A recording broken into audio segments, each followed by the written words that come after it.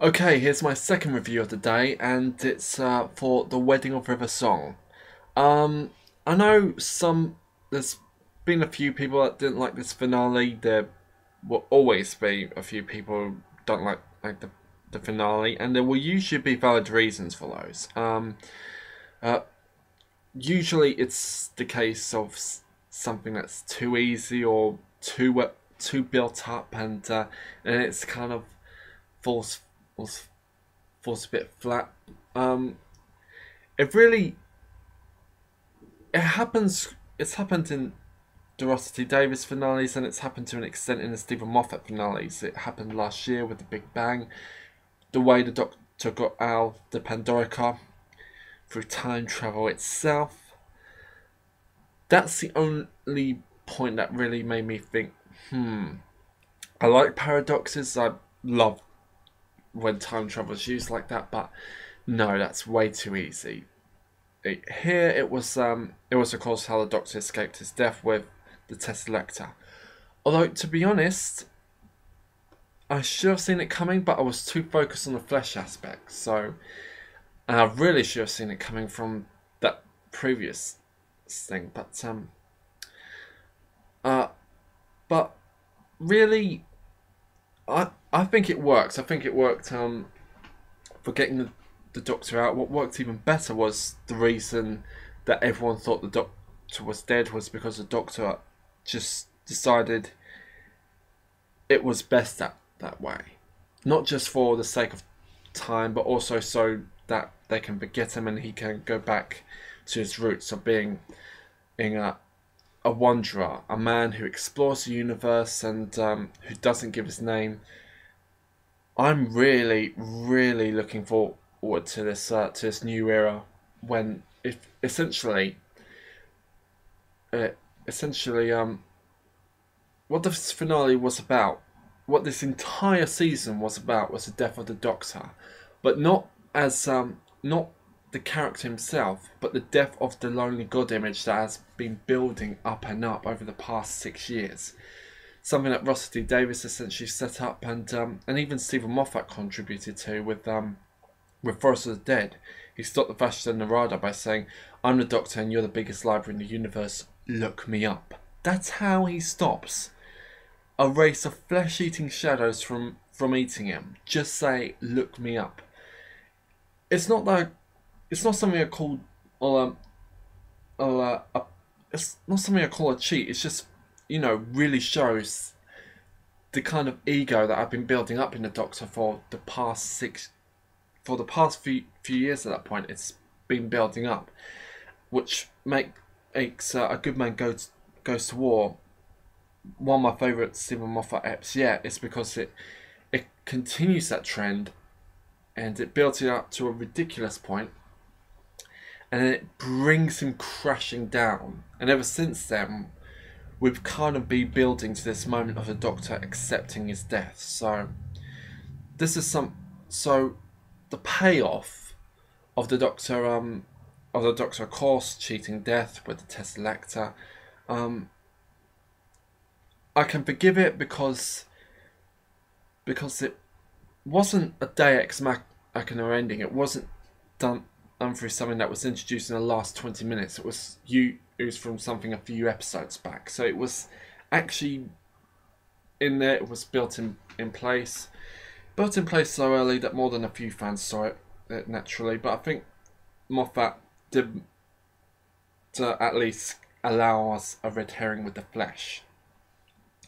I think which set the idea that it was clearly going to be a flesh Doctor in place of a Selector.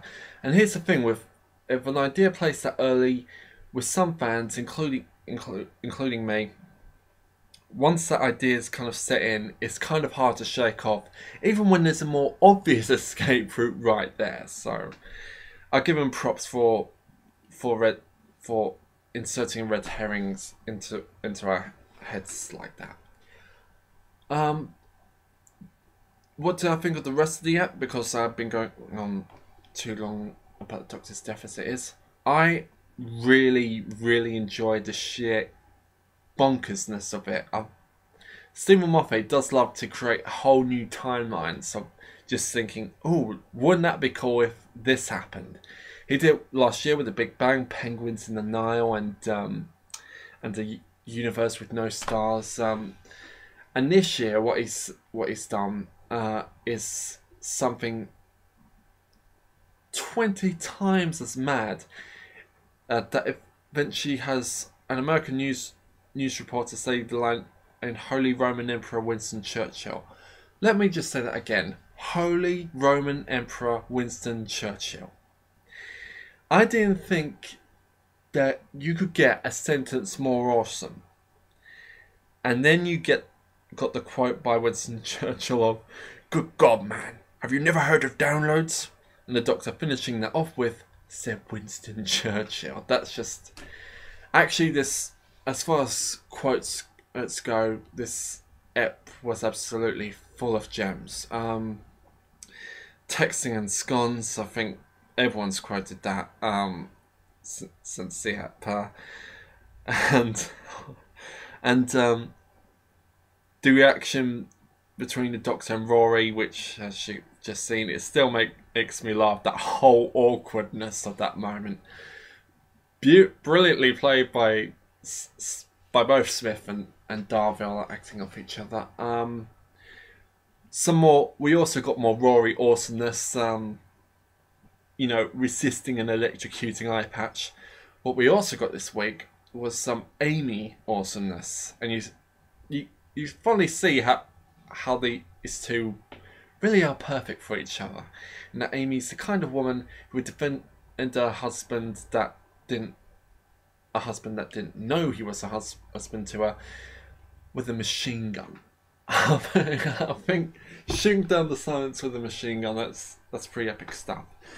But it does bring me to Madame Kavarian with how her plan backfired, but she seemed to be lucky in that the eye patch fell off her.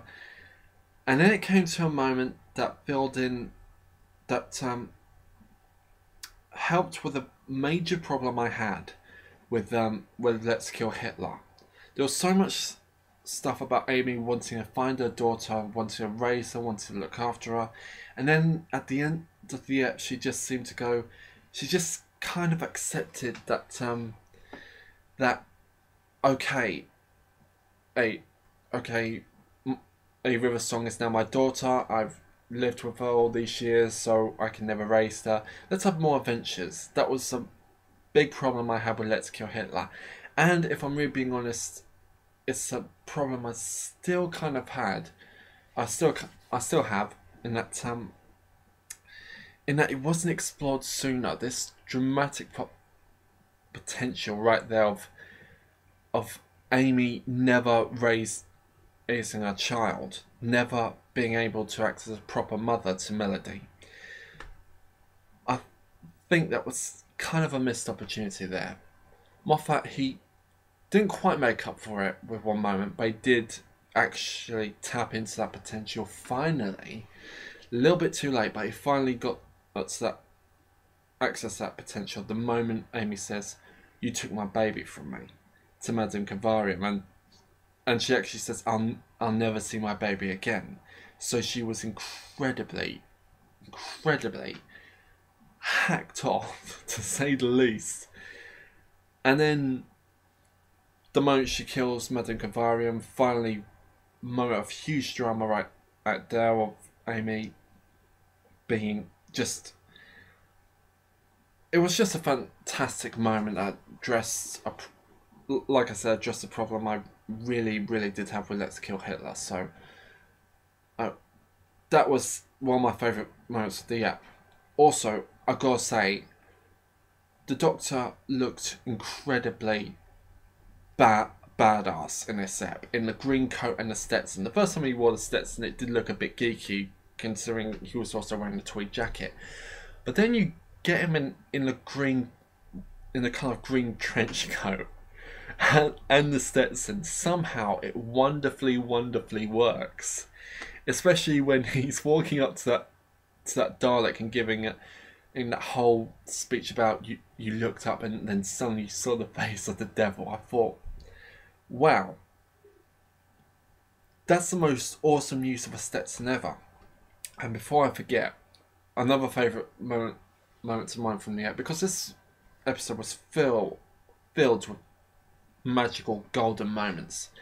I think the moment that really did bring a tear to my eye though was as a fan of the classic series, the Doctor hearing about the death of his old friend the Brigadier. As someone who spent many years of his childhood watching loads of Pertwee eps on video with him working for units and the Brigadier, that really brought tear to my eye. That normally I'm against real life tragedy being used in a drama, but here I can not only accept it, I thought it was just so perfectly done, because Moffat never really pushes it too far. It just addresses it. He just addressed an important and real life death to the Who fan community, because let's face it, Nicholas Courtney, he didn't just play the Brigadier, he was the Brigadier. So glad that was beautifully written, not overdone. It was just a minute long, and then that was all it needed. It didn't linger on it too much. But also props to Matt Smith, who, you know, it really is sad to think that the Brigadier hasn't really met the Doctor since, well, on TV since his 7th incarnation, if you include the audios, his 8th.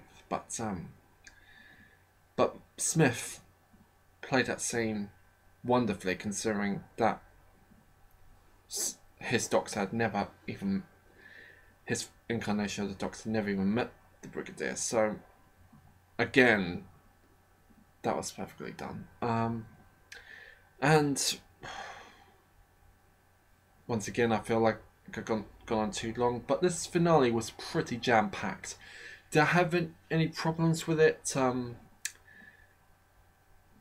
No, honestly, no. I actually don't have any particularly major problems with it. I mean, I really enjoyed it for what it was, and I feel like I go on about it for ages. That Moffat certainly packed so much into one single ep. I was so glad that the Daleks weren't the baddies again. Very, very nice Mr. Moffat for including them in a trailer, making you think, oh, they're going to be in it again, when actually they're not. It was focused on the silence, it was focused on the Doctor's death, and now we're moving off into an even more awesome direction when the most obvious question in the universe, Doctor Who, finally gets asked. As the question, the ultimate question of life, the universe, and everything. But yes, finally, so glad that Moffat is bringing the mystery back to the character, because it's called Doctor Who for a reason. So, really, really glad that we're going back to his roots. Looking forward to Series 7.